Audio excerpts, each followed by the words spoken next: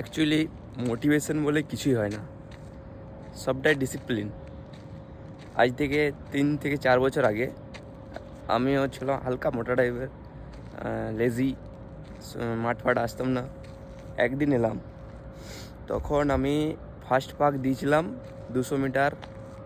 First পাক না, 1 পাক 2 পাক দিয়েছিলাম। তারপরে অবস্থা এতটাই খারাপ হয়েছিল যে 1 সপ্তাহ হাঁটু পায়ে ব্যথা, এত ব্যথা, উঠতে পারছিল না। আজ এখন এমন অবস্থা 3-4 বছর পর ওই পাকটা আমি কনভার্ট করেছি 30, 40, 50 পাকে। মানে ডিসিপ্লিনে থাকলে কোনো কিছু অসম্ভব না।